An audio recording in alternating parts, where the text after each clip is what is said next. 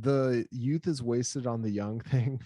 Oh, it's so I, accurate. I was just talking about this with I want to say I was talking about it with John Woolley. Mm, Uh it's like my older brother, he's only 6 years older than me, and he's been saying that exact phrase to me. So I'm 32 mm-hmm. and so he's 38. He's been saying that phrase to me for 10 years. I'm like, you're not even 30. I remember the first time he said it to me, I'm like, this is bullshit. Like, you can't say that because you're not in anywhere close to not being youth. Like, you yourself are currently youth. Like, this does not work. And now that I look back at it, it kind of feels like either he was trying to remind himself, because Mm. I'm now around the same age that he was when he first started saying that.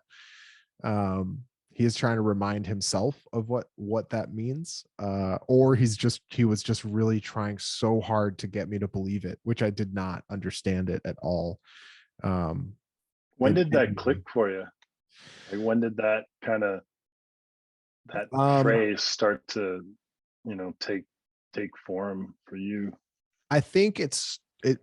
I don't know if I've yet crystallized it to, like, really affect the way that I behave, and that's part of the reason why I like having these conversations, is because it shows me that it's possible, it's important, it's necessary. Like, I can actually sort of be more present. That's something that I have struggled with a lot. But it really kind of clicked, honestly, when I had my kid. Like, when my son was born and I was Mm, holding him and I was thinking about my dad at mm, like my age having a son, having his third son, and thinking about what my relationship is like with my parents, and what my friends' relationships are like with their parents. And like, I have a couple of friends who all had we all had the kids within a few months of each other. So, it's just the perspective that came along with, here's a new human being that my wife and I created. My wife did most of the work. And we're responsible for him. We have like a vision that of the type of person we want him to be. We have an idea of the type of family life that we want to lead.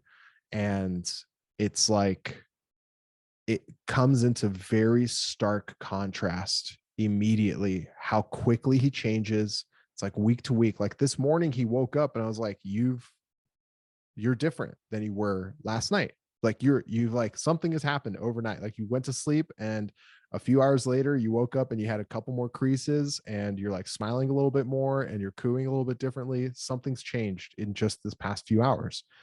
And that acceleration of like my life experience by watching my son has kind of made me feel like, okay, if I can really hold on to this idea of like youth is wasted on the young, what would it have been like 10 years ago if I had believed that? Well, I should start doing that now, so that 10 years from now I can look back and say, all right, I kind of got that right. I kind of did at least this one thing yeah. in the right direction.